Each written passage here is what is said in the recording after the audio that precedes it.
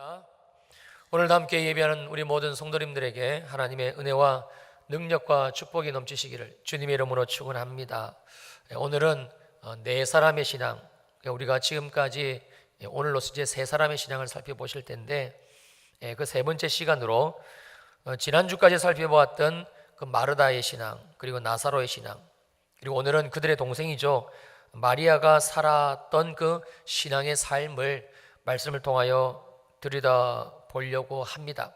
물론 그 이유 역시 저와 여러분들이 지금 가지고 있는 이 신앙의 상태, 우리의 영적인 상태, 우리의 믿음의 상황을 오늘 말씀의 잣대를 가지고 기준을 가지고 점검하기 위해서입니다. 오늘 주시는 말씀이 우리 모두에게 은혜가 되시기를 주님의 이름으로 축원합니다.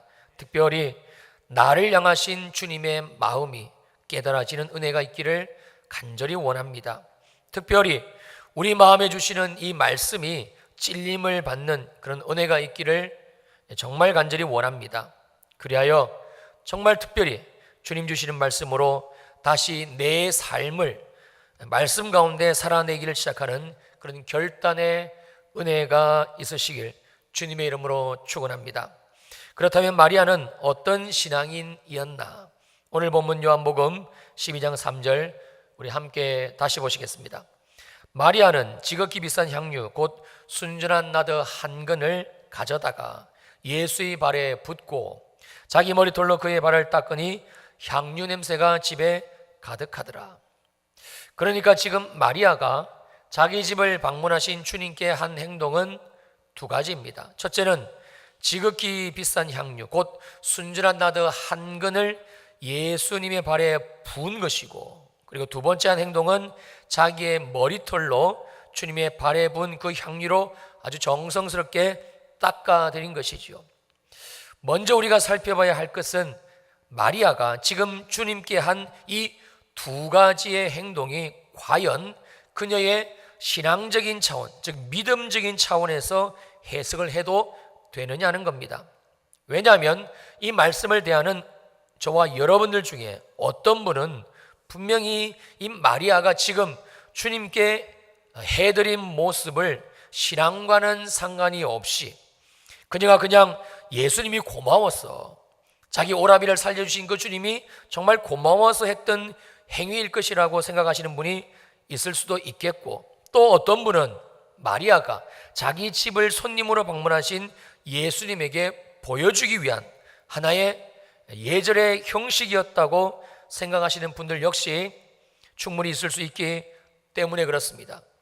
자, 그러면 오늘 본문 요한복음 12장 3절에서 언급하고 있는 향유, 즉 자기 집을 방문하신 주님 발에 마리아가 쏟아부은 순전한 나드 한 근이 과연 오늘날의 가치로 따진다면 어느 정도인가 하는 겁니다.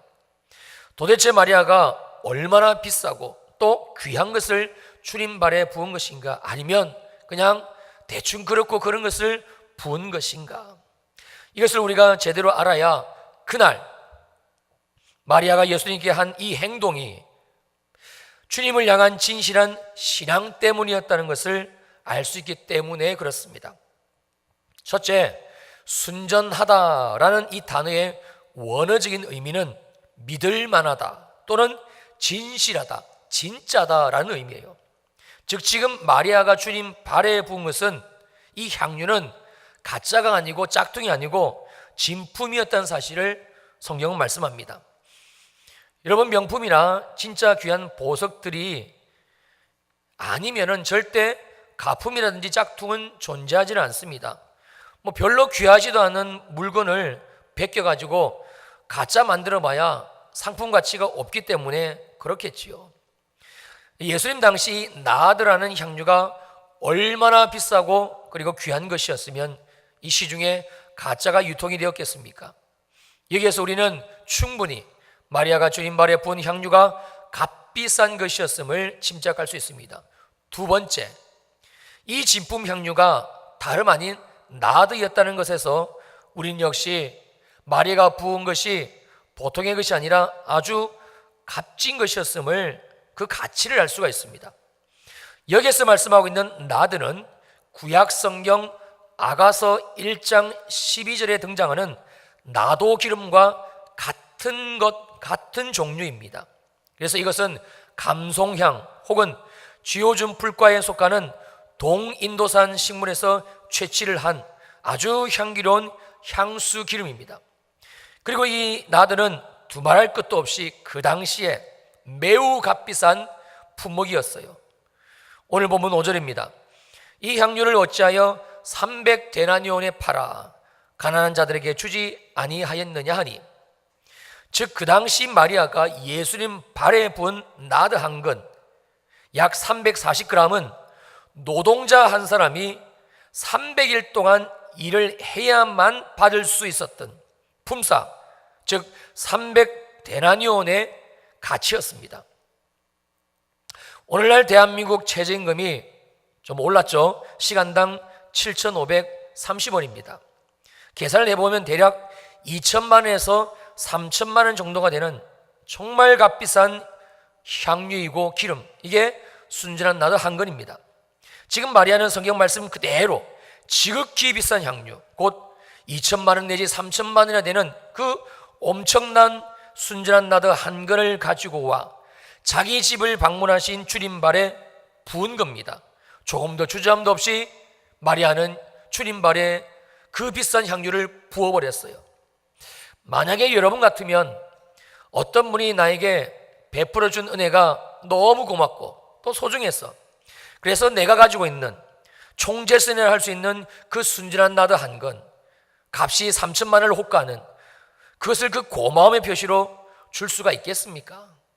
정말 여러분 같으면 우리 집을 방문해 주신 어떤 귀한 손님에게 예의상 그 2천만 원이나 3천만 원 되는 그 귀한 것을 담내로 줄 수가 있겠습니까? 그러므로 우리는 오늘 본문에서 이 마리아가 예수님에게 한 행동들은 자기 오라비를 살려주신 데 대한 고마움의 표시도 아니고, 또한 자기 집을 방문하신 귀한 손님인 예수님에 대한 예의를 표시한 것 역시 아니라는 사실을 정확하게 알 수 있는 것이지요. 그렇다면 지금 마리아가 예수님께 한 이 행동은 어떤 행동인가입니다. 여러분 생각에는 마리아가 왜 지금 예수님 발에 이렇게 비싼 향유 3천만 원을 넘는 곧 순진한 나드 한 근을 그 발에 부었다고 생각하십니까? 여러분, 그것은 바로 마리아의 진심이고 마리아의 주님을 향한 간절한 마음의 표시였습니다. 예수님을 진실로 사랑했던 마리아의 마음이 그녀를 하여금 지금 이렇게 행동하게끔 만드는 것이지요. 지금 자기 눈앞에 앉아 많은 사람들과 함께 식사를 하고 있는 저 사람, 그 예수라는 사람은 그냥 그렇고 그런 선생이 아니라 다름 아닌 하나님의 아들이시고 주 예수 그리스도라는 사실을 마리아는 알았기 때문에, 경험했기 때문에 그 주님을 마리아는 믿음으로, 그녀의 신앙으로 체험했기 때문에, 그래서 그녀는 자기가 가지고 있는 모두이지요, 그 아주 값비싼 순진한 나드 한 근을 예수님의 발에 다 쏟아부을 수가 있었던 것입니다. 정말 마리아는 하나도 그것이 아깝지가 않았어요. 그런데 우리는 이것뿐만이 아니라 그날 마리아가 주님께 한 다음의 행동으로 주님을 향한 마리아의 마음이 우리가 알고 있고 또 그래서 짐작할 수 있는 그 수준보다, 주님을 정말 사랑했던 모양이구나, 정말 주님을 많이 좋아했던 모양이구나, 우리가 알고 있는 그 수준보다 훨씬 마리아가 주님을 향해서 가진 마음이 컸다는 사실을 알 수 있습니다. 다시 오늘 본문 요한복음 12장 3절 봅니다. 마리아는 지극히 비싼 향유 곧 순진한 나드 한 근을 가져다가 예수의 발에 붓고, 그리고 또 무엇을 했는가 하니 자기 머리털로 그의 발을 닦으니 향유 냄새가 집에 가득하였다. 자, 우리가 한번 이렇게 상상을 해 보십시다. 지금 예수님이 자리에 앉아 식사를 하고 계십니다. 그런데 갑자기 마리아라는 한 여인이 손에 뭔가를 들고 총청그름으로 들어오더니 무릎을 꿇고 예수님 발에 쏟아붓는 거예요.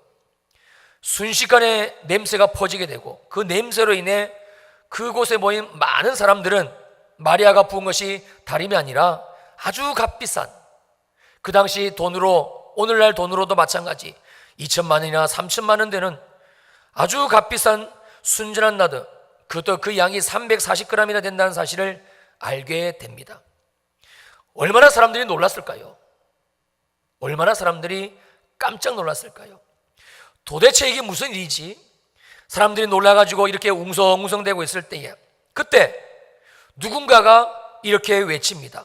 여러분, 지금 마리아가 자기 머리털을 풀어 예수라는 청년의 발을 닦아주고 있습니다. 이렇게 순식간에 일어난 이 놀라운 사건 앞에 모든 사람들이 숨을 죽이며 그 마리아가 하고 있는 모습을 지켜보게 됩니다. 그렇다면 왜 이 사건이 이토록 놀라운 일이 되는 것인가?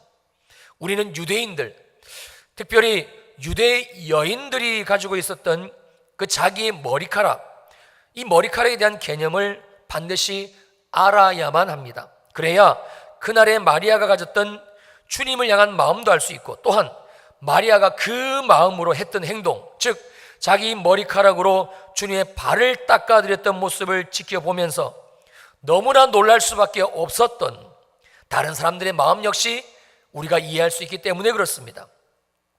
한마디로 유대 여인들에게 있어서 자신의 머리카락은요, 순결을 의미합니다.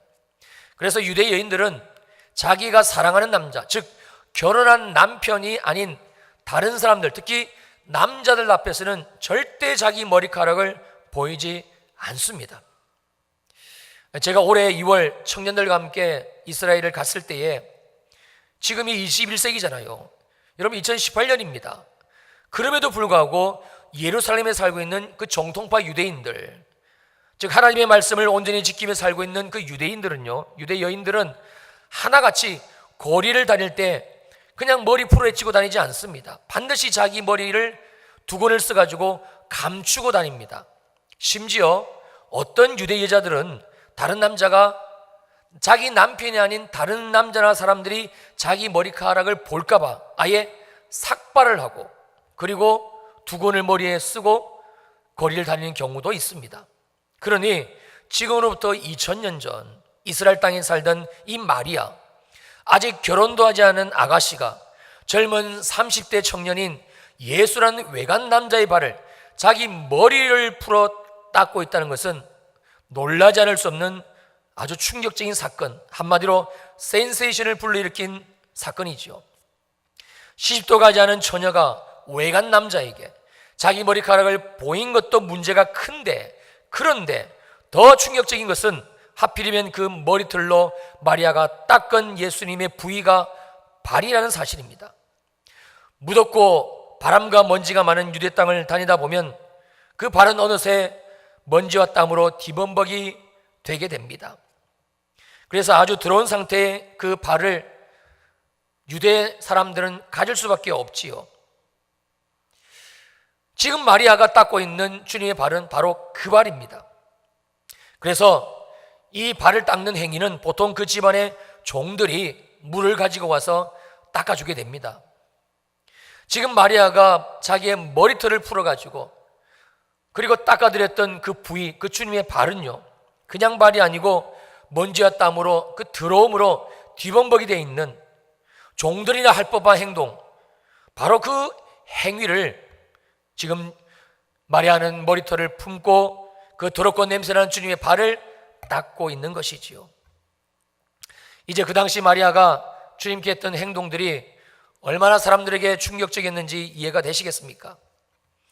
마리아가 얼마나 주님을 사랑했으면, 주님이 마리아에게 얼마나 소중한 분이었으면 그녀는 사람들에게 자기 자신이 어떻게 보여지고 어떻게 평가되어지든지 그런 것 따위에는 전혀 상관이 없었습니다. 돈도 마찬가지입니다. 그러니까 지금 마리아가 자기 집을 방문하신 주님께 했던 행동들, 즉 요한복음 12장 3절에서 보여주고 있는 이 모든 모습들은 마리아가 주님께 할 수 있는 최상의 것이었고, 한마디로 주님을 향한 마리아의 사랑이었고 헌신이었습니다. 마리아는 지금 주님께 자기의 삶의 모든 것을 드린 것이지요. 그렇다면 마리아가 가지고 있었고 또 살았던 주님을 그렇게 사랑하고 헌신한 이 모습은 아무나 살아낼 수 없는 특별한 것인가? 즉 주님이 우리에게 마리아라는 이 여인을 오늘 말씀을 통해서 들려주시는 이유는 그냥 성경 속에 등장하는 믿음의 한 위인 정도로 우리에게 말씀하시는 것인가? 오늘 주시는 성경이 우리들에게 이 마리아의 신앙이 어떤 것인지, 우리에게 또 어떻게 말씀하시는지 우리 마태복음 13장 44절을 보시겠습니다. 찾지 않고 제가 읽어드리겠습니다. 천국은 마치 밭에 감추인 보화와 같으니 사람이 이를 발견한 후 숨겨두고 기뻐하며 돌아가서 자기의 소유를 다 팔아 그 밭을 사느니라. 천국은 마치 밭에 감추인 보화와 같다. 자, 어느 날 여러분이 다른 사람이 맡긴 밭에서 열심히 일을 하다가 우연찮게 금은 보석이 가득 들어있는 보물 상자를 발견하셨다고 한번 가정해 보십시다. 생각만 해도 좋으시죠? 자, 그러면 여러분들은 그 상황에서 어떤 조치를 취하시겠습니까? 그의 두말하면 잔소리죠. 당연히 그 자리에 다시 보물 상자를 아무도 모르게 잘 묻어두고 그리고 표시를 하겠죠.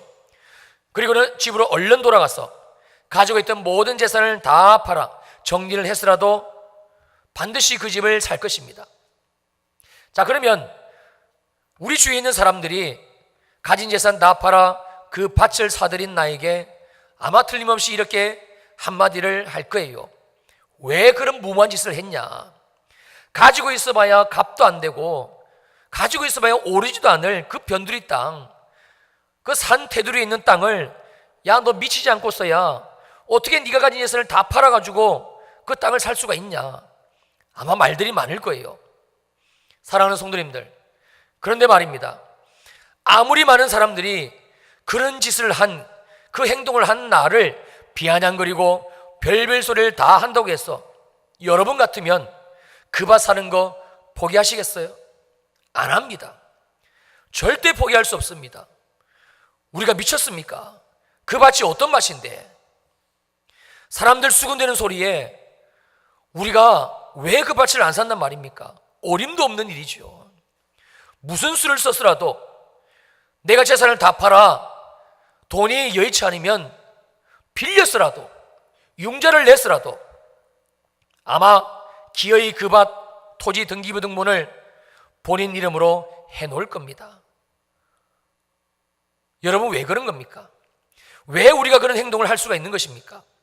그 밭은 그냥 밭이 아니라 보물상자, 금은 보화가 가득 들어가 있는 그 보물상자가 묻혀있는 밭이기 때문에 그런 것이지요. 이미 우리는 그 밭 어딘가에 내가 잘 표시를 해둔, 그리고 묻어둔 수십억을 호가하는 그 보물상자를 내 돈으로 똑똑히 보았고 내가 묻었기 때문에 우리는 당연히 그 밭을 살 수밖에 없습니다. 우리의 모든 재산을 다 팔았어. 마태복음 13장 44절 말씀은 우리가 밭에 잘 감추고 그리고 묻어둔 그 보물상자가 바로 천국, 즉 하나님의 나라, 즉 바로 주님이시라고 우리들에게 알려주고 있습니다. 그러므로 이 말씀의 결론은 우리가 주님께 온전히 우리의 삶을 드리지 못하는 이유는 오직 딱 한 가지밖에 없다는 사실을 알려주고 있는데, 그것은 바로 우리가 아직까지 주님이 정확히 누구신지, 날 구원하신 예수 그리스도 그분이 어떤 분이신지를 알지 못하기 때문에 그 예수가 보화상자라는 사실을 우리가 발견하지 못했기 때문이라고 말씀하는 겁니다.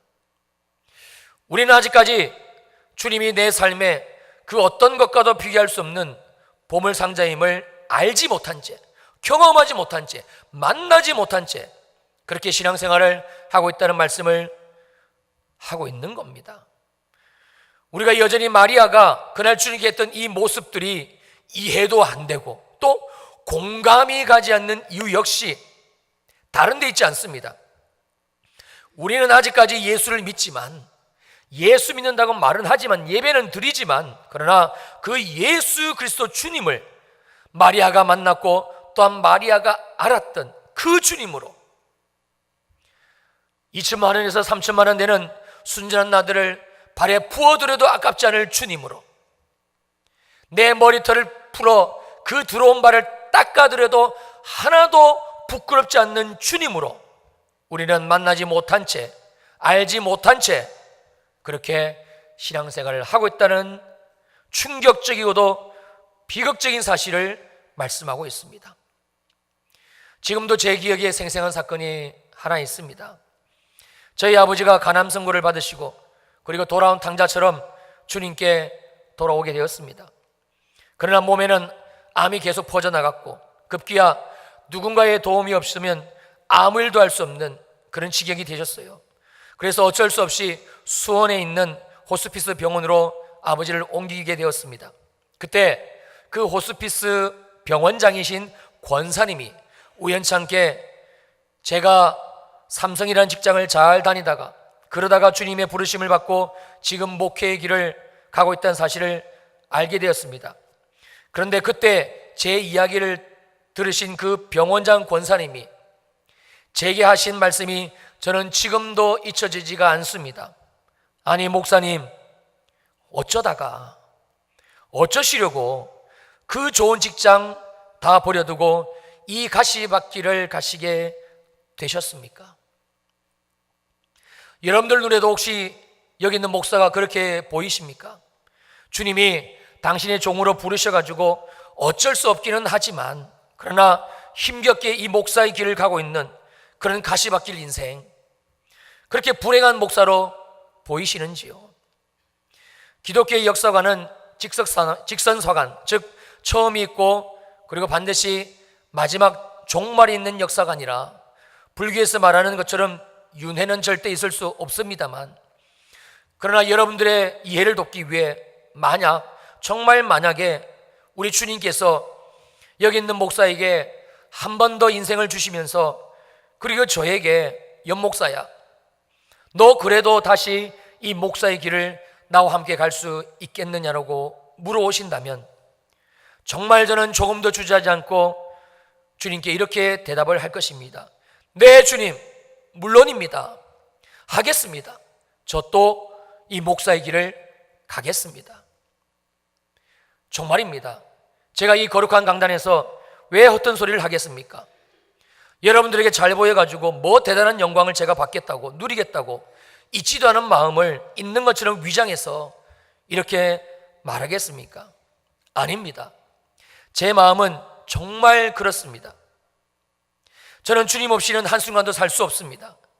예수께서 그분은 여기 있는 이 염창식이라는 한 사람에게 있어서는 주님이시고 생명이시며 또한 제 삶의 전무이시기 때문에 그렇습니다. 저는 주님을 위해서 지금부터 20년 전 삼성이라는 좋은 직장을 포기했습니다. 그러나 저는 그 일이 하나도 아깝지도 않고 또 후회도 되지 않습니다. 오늘 여러분 수련회 때의 일입니다. 주님이 수련회에 참석한 모든 성도님들에게 정말 큰 은혜를 주시고 그리고 수련회 마지막 저녁 집회만 남았습니다. 한 목사님이 각자 주님이 주신 은혜를 생각하면서 이제 내가 주님 앞에 어떻게 은혜 받은 자로서 헌신할 것인지 작정 헌금과 함께 그 헌신 결단서를 가지고 마지막 저녁 집회에 나와 줄 것을 권면하시더라고요. 그때 저 역시 주님께 너무 큰 은혜를 받은 터라 주님께 얼마를 더 드려야 할지 고민하며 기도로 나아갔습니다. 주님이 제게 주신 은혜가 너무 커요. 정말 감사합니다. 그런데 주님, 제가 주님께 받은 은혜가 이렇게 큰데 도대체 얼마를 드려야 제가 이 은혜에 조금이라도 제가 보답을 할 수가 있습니까? 이렇게 물으며 기도하고 있던 저에게 주님이 주신 대답은 정말 충격적이었습니다. 사랑하는 연목사야, 나는 이미 너에게서 수억 원을 받았다. 깜짝 놀랐습니다. 아니, 주님이 언제 저에게서 수억 원을 받으셨단 말입니까? 수백만 원도 아니고 수천만 원도 아니고 주님 수억 원이라니요. 이건 말도 안 되는 얘기였습니다. 그래서 저는 주님께 다시 이렇게 물으며 기도했습니다. 주님, 제가 언제 주님께 수억 원을 헌금했습니까? 저는 한 번도 그런 적이 없습니다. 제게는 그런 돈이 없다는 거 주님이 잘 아시지 않습니까? 그런데 그때 주님이 제 마음 가운데 주신 생각은 실로 놀라움 그 자체였습니다. 연목사야, 지금으로부터 15년 전 너가 나의 부르심에 주저하지 않고 그 좋은 직장을 그만두고 목사가 돼주지 않았니? 너가 만약 지금까지 그 직장을 다녔더라면 네가 받은 연봉이 다 얼마니? 나는 네가 충분히 받을 수 있었던 그 연봉을 다 포기하고 내게 와준 거, 그래서 나는 너의 그 모든 연봉을 다 받은 거야. 주님의 이 마음이 제게 깨달아지자 저는 흐르는 눈물을 멈출 수가 없었습니다. 그러고 보니 제가 삼성을 퇴사할 당시 연봉이 한 5천만 원 가까이 되었거든요. 그걸 15년 동안 고스란히 받았으면 돈으로 한 7억에서 8억이 되더라고요. 사랑하는 성도님들, 제가 주님을 위해서 포기했던 그 돈 7억, 8억 정말입니다. 하나도 아깝지 않습니다. 제가 충분히 누릴 수 있었고 그리고 가질 수 있었던 그 모든 것들 역시 눈꼽만큼도 아깝지 않습니다. 주님이 저에게 주신 그 십자가의 사랑, 그 구원의 은혜와 은총, 하나님이 저의 삶에 순간순간 베풀어 주셨던 말할 수 없는 은혜가 너무 크고 또 놀랐기 때문에 그렇습니다. 하늘을 두루마리 삼고 바다를 먹물 삼아도 한없는 하나님의 사랑 다 기록할 수 없겠네. 하나님의 크신 사랑 그 어찌 다 쓸까? 저 하늘 높이 쌓아도 채우지 못하리. 하나님의 크신 사랑은 측량 다 못하네. 영원히 변치 않는 사랑, 성도여 찬양하세요. 주님의 이 놀랍고 크신 구원과 은혜와 사랑이 어찌 여기 목사 제게만 주신 것이겠습니까? 오늘 본문 속에 주님이 말씀하고 계시는 이 마리아라는 이 여인 그녀만 알고 또 누린 것 역시 분명히 아닐 것입니다. 하나님의 이 크고 하나님의 이 놀라우신 사랑은 오늘 저와 함께 이 말씀을 주시면서 이 자리에 예배해 가신 우리 모두에게 동일하게 주신 말씀입니다. 믿을 수 있으시기를 주님의 이름으로 축원합니다. 정말입니다. 그러므로 하나님이 오늘 이 시간을 통하여 이 말씀을 통하여 마리아라는 한 여인의 삶을 우리에게 조명하게 하시고 그리고 우리에게 들려주시는 주님의 의도는 너무나 분명합니다. 저와 여러분들 역시 마리아가 만난 바로 그 예수님, 그 주님을 만나기만 하면, 그렇게만 되면 나에게 있는 가장 소중한 것까지 아낌없이 주님께 드릴 수밖에 없는 그 하나님의 크시고 놀라우신 사랑을 누리며 살아가는 전혀 새로운 인생, 말씀하신 그대로 이전 것은 지나갔으니 새 피조물이 되었다고 하신 주님의 말씀 그대로 하늘나라의 인생, 천국의 인생, 하나님의 자녀의 삶을 우리에게 살게 하시겠다는, 그런 인생이 되게 하시겠다는 주님의 말씀인 것이지요. 그래서 우리 주님의 사랑은 하늘보다 높고 바다보다 깊고 또한 우주보다 넓은 것입니다. 사랑하는 성도님들, 정말 기대가 되지 않습니까? 성경에서 말씀하고 있는 주님의 이 사랑이 정말 이처럼 놀라운 것이라면, 그리고 주님은 오늘도 이 사랑을 모든 믿는 자들에게, 예수 믿고 구원받고 예배하는 우리 모두에게 주시기를, 그것도 누구보다 간절히 원하시는 그 주님의 말씀이 진실이라면 우리가 우리의 삶 속에서 이 사랑을 누리지 못할 하등의 이유가 없는 것 맞겠지요. 이사야서 55장 1절입니다. 오라 너희 모든 목마른 자들아 물로 나오라. 돈 없는 자도 오라. 너희는 와서 사 먹되 돈 없이 값 없이 와서 포도주와 젖을 사라. 요한복음 10장 10절입니다. 내가 온 것은 양으로 생명을 얻게 하고 더 풍성히 얻게 하려는 것이라.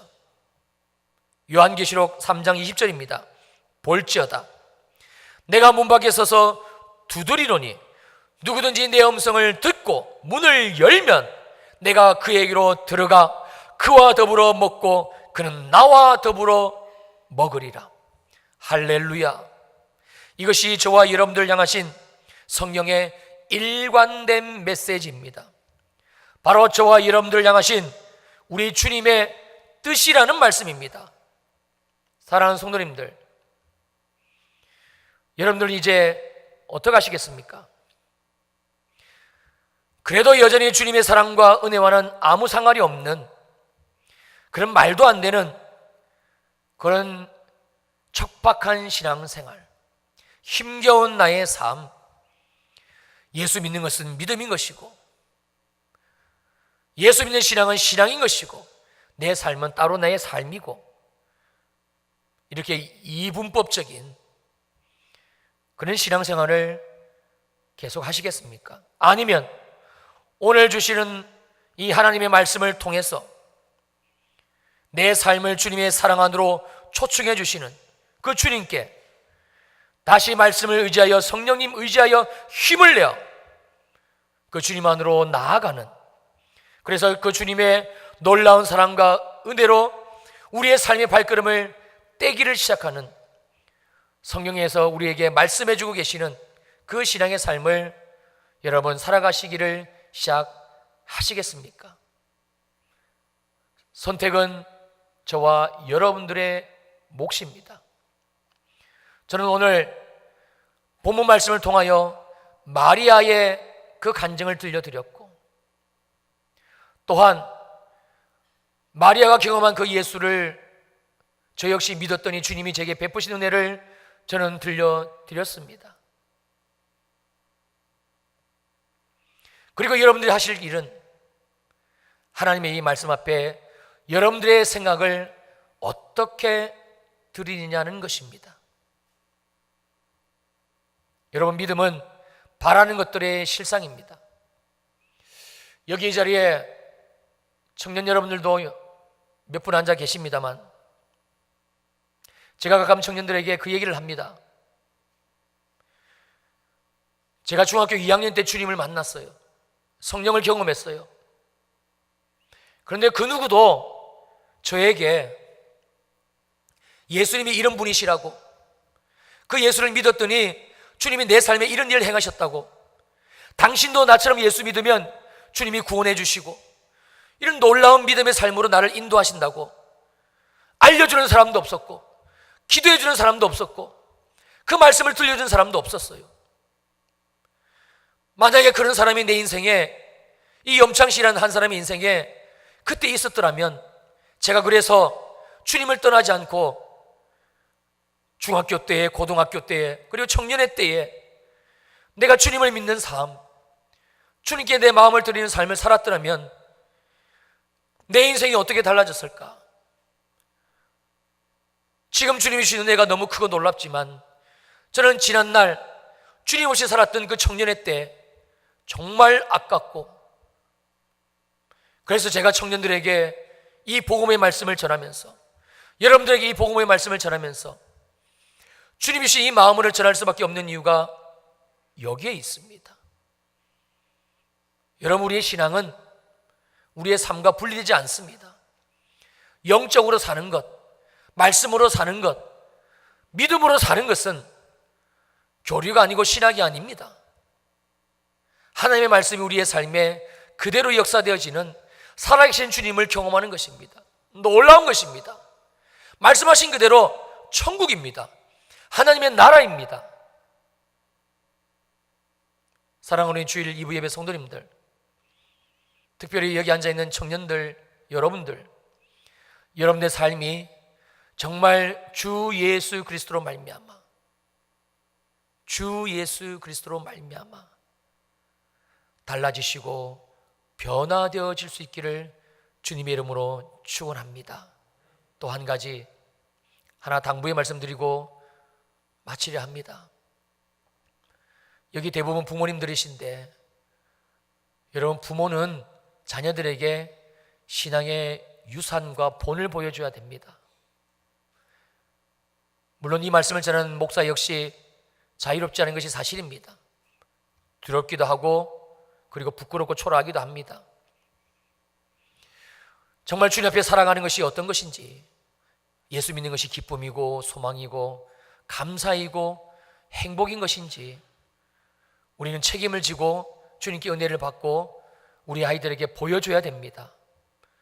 그래야 우리 아이들이 우리 엄마를 보니까, 우리 아빠를 보니까 예수 믿는 게 저런 것이구나, 주님을 믿으면 저렇게 기쁘구나, 교회를 섬기는 것은 즐거움이구나, 말씀 앞에 산다는 것은 소망이구나.